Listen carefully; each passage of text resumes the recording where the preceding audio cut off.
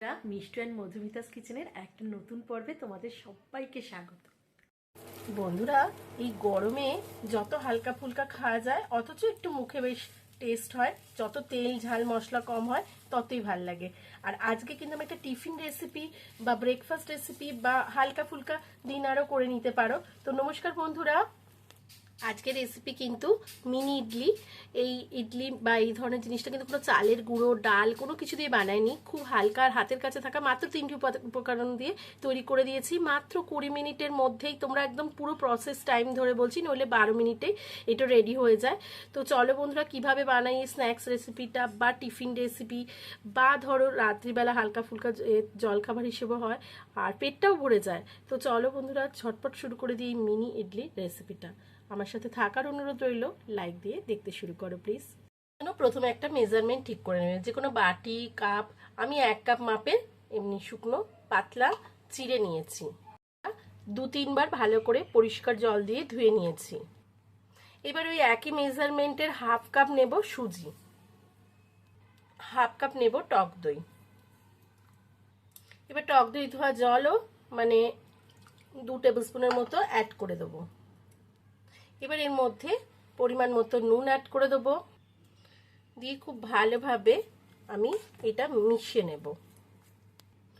দেখো বন্ধুরা, এটা মিশিয়ে নিয়ে কিন্তু এটা ঢাকা চাপা দিয়ে মিনিমাম 20 থেকে 25 মিনিট বা আধ ঘন্টা রেস্টে রাখতে হবে, যাতে সুজিটা ফুলে যায়। ফিরে এলাম 20 থেকে 25 মিনিট পর। দেখো বন্ধুরা, সুজিটা পুরো ফুলে ডবল হয়ে গেছে আর মিশ্রণটা কিরকম টাইট হয়ে গেছে দেখো, দেখতে পাচ্ছ? এইবার বন্ধুরা একটা পাত্র বসিয়ে দিয়ে তাতে এরকম বেশ খানিকটা জল দিয়ে ঢাকা চাপা দিয়ে ফুটিয়ে নিয়েছি। এবার এরকম একটা ঝাঁঝরিযুক্ত থালায় গ্রিস করে নেবো অল্প তেল দিয়ে। এবার এটার মধ্যে বসিয়ে দিয়ে যে মিশ্রণটা আছে সেটাতে এরম এরম গড়িয়ে। বন্ধুরা, আর একটা জিনিস আমি মিক্স করে গেছি, তোমাদের দেখিয়ে দিচ্ছি। এই বেকিং পাউডার 1 স্পুন, কিন্তু বেকিং সোডা না, বেকিং পাউডার 1 স্পুন এই মিশ্রণটা আমি মিশিয়ে দিয়েছি। দিয়ে তোমরা তোমাদের পছন্দের মতো শেপে এটা বসিয়ে দেবে। আমি এটা গোল গোল বড়ার আকারে দিচ্ছি। আর বন্ধুরা, এই আমি যেখানে বেকিং পাউডার দিয়েছি তোমরা সেখানে ইনো ফ্রুট সল্টও দিতে পারো। দিয়ে আমি ঢাকা চাপা দিয়ে দিলাম, দিয়ে হাই টেম্পারেচারে 12 থেকে 15 মিনিট বয়ল করে নেবো। 12 মিনিটই যথেষ্ট, একবার চেক করে নেবো 12 মিনিট পরে। ফিরে এলাম জাস্ট 12 মিনিট পর। বন্ধুরা, রংটা একবার দেখো, রংটা দেখলেই তোমরা বুঝতে পারবে এটা হয়ে গেছে। তার জন্য অ্যাসিওর হওয়ার জন্য একটা টুথপিক গিতেও দিতে পারো, তবে এটাকে ঠান্ডা করে তারপর আমরা কিন্তু ছাড়িয়ে নেব প্লেট থেকে। বন্ধুরা, ঠান্ডা হওয়ার পর এটার সাইজ দেখো আর কি জালিদার হয়েছে, কি সফট হয়েছে দেখো। আমরা একটা প্যান বসিয়ে কিছুটা সাদা তেল 2 টেবিল স্পুন বা 1 টেবিল স্পুন, যে যেরকম পছন্দ মতো দেবে। আমি 1 টেবিল স্পুন সাদা তেল অ্যাড করেছি। তার মধ্যে 1 স্পুন রাই, 1 স্পুন সিজমি সিড বা সাদা তিল, 1/2 স্পুনের মতো জিরে। দেখো বন্ধুরা, এগুলো সব হাতের কাছে থাকে। 3টে চেরা কাঁচা লঙ্কা আর ধোয়া তোমার কারি পাতা 3 স্টিপের মতো দিয়ে দিলাম। কালারের জন্য কাশ্মীর লঙ্কা গুঁড়ো অ্যাড করেছি বন্ধুরা, 1/2 স্পুন থেকে 1 স্পুন, যার যেরকম পছন্দ দেবে।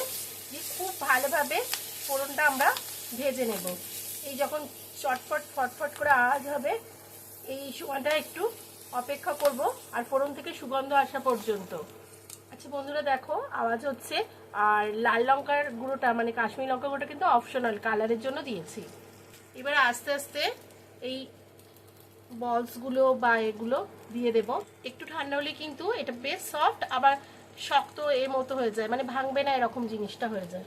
তো এগুলো অ্যাড করে দিলাম আমরা, দিয়ে খুব ভালোভাবে আলতো হাতে নাড়াচাড়া করে নেব। মিনিট খানেক সময় ধরে বা 40-50 সেকেন্ড ধরে একটু নাড়াচাড়া করে নেব। এবার ফ্লেম অফ করে দিয়ে আমি ওপর দিয়ে চাট মশলা ছড়িয়ে দিচ্ছি, টেস্টটা আরও এনহ্যান্স করার জন্য বা বাড়াবার জন্য। বন্ধুরা, তোমরা এক্ষেত্রে ম্যাগি মশলা, সাম্বার মশলা যে যেরকম পছন্দ। আমার চাট মশলাটা বাড়ির তৈরি, আমি তাই জন্য একদম হেলদি রাখতে চেয়েছি। তো এটা রেডি হয়ে গেল, ফ্লেম অফ করে দিয়েছি। তো দেখো বন্ধুরা কেমন লাগলো রেসিপিটা। যদি ভালো লেগে থাকে লাইক শেয়ার কমেন্ট করো। একবার বানাবার অনুরোধ রইলো প্লিজ প্লিজ। মাত্র 2-3টে উপকরণে যে কোনো ডায়াবেটিক পেশেন্ট বা ধরো অল্প নুনে আর মাত্র 3টে উপাদানেই তৈরি হয়ে যায়।